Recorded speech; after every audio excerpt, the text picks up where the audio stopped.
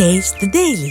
ஜல்லிக்கட்டு போட்டிகளின் தலைநகரம் என அன்போடு அழைக்கப்படும் மதுரை இந்த ஆண்டு பொங்கல் பண்டிகைக்கு முழு உற்சாகத்தோடு தயாராகி வருகிறது. விவரங்களோடு செய்தியாளர் சுபாஷ் இணைந்திருக்கிறார். சுபாஷ், இந்த பொங்கல் பண்டிகை மற்றும் ஜல்லிக்கட்டையொட்டி மதுரை இந்த ஆண்டு எந்த அளவுக்கு உற்சாகத்தோடு தயாராகி கொண்டுட்டு இருக்கு? கண்டிப்பாக ஆனந்தி, மதுரையில் உலக புகழ்பெற்ற ஜல்லிக்கட்டு போட்டிகள் நடைபெற உள்ள நிலையில் அதற்கான காளைகளுக்கான தகுதி சான்றிதழானது தற்போது கால்நடை மருத்துவமனையில் நடைபெற்று வருகிறது. உலக புகழ்பெற்ற ஜல்லிக்கட்டு போட்டிகளான அவுனியாபுரம், பாலமேடு, அலங்காநல்லூர் ஜல்லிக்கட்டு தொடர்ந்து தை மாதம் முதலன்று தொடங்கி தொடர்ந்து 3 நாட்கள் நடைபெறும்.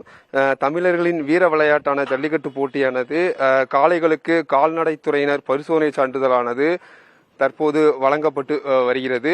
அதற்கான தகுதி சான்றிதழானது மதுரை திருப்பரங்குன்றம் பகுதியில் உள்ள விளாச்சேரி கால்நடை மருத்துவமனையில் நடைபெற்று வருகிறது. இதனைத் தொடர்ந்து இந்த ஆண்டு ஜல்லிக்கட்டு போட்டிகளுக்கு காளைகள் பரிசோதனையானது தற்போது நடைபெற்று வருகிறது.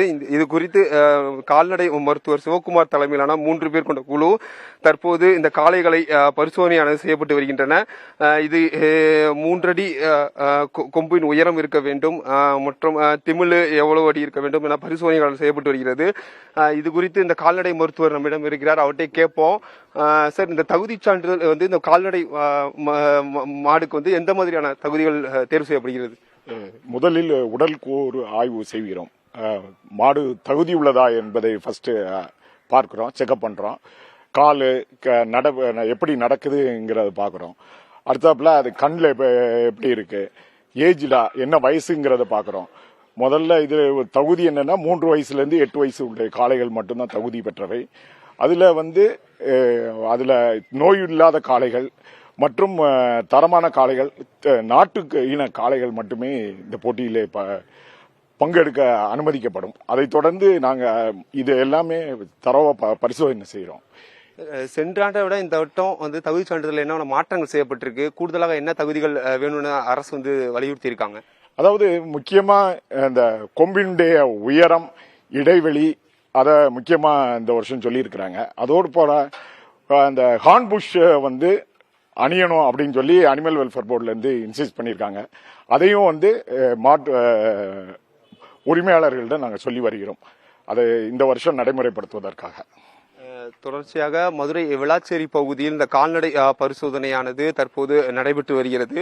இந்த பரிசோதனை முடிந்த பின்பு இந்த தகுதி சான்றிதழானது இந்த கால்நடை மருத்துவர் சார்பாக தரப்படும். இதனைத் தொடர்ந்து ஜல்லிக்கட்டு போட்டிகளுக்கு இது அனுமதி டோக்கன் வழங்குவதற்கான இந்த சான்றிதழை வழங்கினால்தான் அந்த டோக்கனானது வழங்கப்படும்.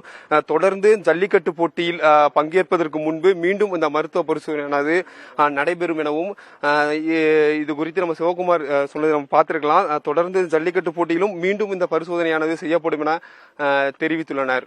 ஆனந்தி, கடந்த ஆண்டை காட்டிலும் இந்த ஆண்டு காளைகளுக்கு தகுதி சான்று விண்ணப்பிக்க அதுக்காக இப்ப கூடுதலாக சில விதிமுறைகளும் சேர்க்கப்பட்டிருக்கு அப்படின்றத பதிவு பண்ணியிருந்தீங்க. இது குறித்து காளையோட உரிமையாளர்கள் என்ன சொல்றாங்க?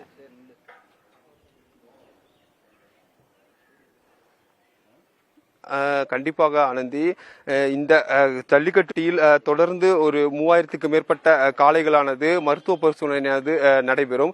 இந்த கால்நடை மருத்துவமனையில் சான்றிதழ் பெற்று தொடர்ச்சியாக விண்ணப்பித்த பிறகும் இந்த டோக்கனானது சரிவர கிடைக்கவில்லை. ஆன்லைனில் பதிவு செய்வதன் மூலமாக இந்த டோக்கன் வந்து மருத்துவ பரிசோதனை முடிந்த பின்பும் இது கிடைப்பதில் தாமதம் ஏற்படுது என்று சொல்றாங்க. நம்மளிடையே வந்து இந்த மாடு உரிமையாளர் ஒருவர் இருக்காரு, அவர்கிட்ட கேட்போம். இந்த பரிசோதனை முடிந்த பின்பும் இந்த டோக்கன் வழங்குறதுல என்ன ஒரு தாமதம் உங்களுக்கு இருக்குன்னு நீங்க தெரிவிக்க? ஆன்லைன்ல பதிவு சொல்றாங்க சார், ஆன்லைன்ல பதிகிறோம், நான் டோக்கன் எங்களுக்கு வரவே மாட்டேது. அதனால ரொம்ப நாங்களாம் போன தடவை அவுக்கவே இல்லை, மாடே 15 டோக்கன் வராம அவுக்கல. ரொம்ப கஷ்டமா இருக்கா. சில வீட்டில் ஏசி போட்டு வளர்க்குற மாதிரி வளர்க்குறோம், டோக்கன் கிடைக்காம ரொம்ப கஷ்டப்படுறோம். எங்களுக்கு டோக்கன் மட்டும் எங்களுக்கு எங்கிட்டாச்சும் ஏற்பாடு பண்ணி வாங்கி கொடுங்க. தீம் பண்ண பருத்தி விதை எல்லாமே வச்சு வேஸ்டா போயிருது. அவுக்க முடியாத போகும்போது என்ன செய்யறது? 3 ஜல்லிக்கட்டுக்கு ஒரு காளை தான் அப்படின்னு சொல்றாங்க. ஆனா ஆன்லைன்ல தான் பதிகிறாங்க. அதனால வந்து ஒரு ஜல்லிக்கட்டுக்கு திறக்கிறதுக்கு கொண்ட மாடு தகுதியை உங்களுக்கு கிடைக்க மாட்டேங்குது. என்ன மாடு அதிகமாகி போச்சு. எல்லா பேரும் கொஞ்சம் பணக்காரங்க எல்லாம் ஈஸியா வாங்கிறாங்க டோக்கனு. நம்ம இல்லாதவங்க இருந்தா நாங்க பாருங்க எப்படி வச்சிருக்கோம் மாடு. நானும் வண்டி டிரைவரா இருக்கேன், வண்டி போடாதான் எனக்கு சாப்பாடு. நான் அது வரும்போது நான் 2 மாடு வளர்க்குறேன், என்ன செய்ய முடியும்? நான் வண்டிக்கு வர ஃபுல்லாக இதில் தான் வாங்கி போடுறேன் தீமட்டம். ஆனால் டோக்கன் கிடைக்க மாட்டேது. வாரத்தில் 3 வாரம் தான் அவுக்கு போகிறாங்க. டைம் பிறந்துட்டா 3 வாரம் தான், அப்புறமேலு அடைப்பாங்க. எங்களுக்கு அலங்கநல்லூர், பாலமேடு, அவனே வரோம், இதுக்குமே எங்களுக்கு டோக்கன் கிடைக்க மாட்டேது. அது ரொம்ப கஷ்டமாக இருக்குது எங்களுக்கு. அது நீங்கள் ஏதாச்சும் கொஞ்சம் ஏற்பாடு பண்ணுங்கள் டோக்கனுக்கு. தொடர்ச்சியாக அவங்களே சொல்லியிருப்ப பார்க்கலாம் ஆனந்தி. ஜல்லிக்கட்டு போட்டியில் மருத்துவ பரிசோதனை பண்ணி முடித்த பின்பும் அந்த டோக்கனானது கிடைப்பதில் சிரமம் ஏற்படுவதாகவே இந்த கால்நடை வளர்ப்பவர்கள் நம்மளிடம் தெரிவிச்சிருக்காங்க ஆனந்தி. களத்திலிருந்து தகவல்களை பதிவு செய்தமைக்கு நன்றி சுபாஷ்.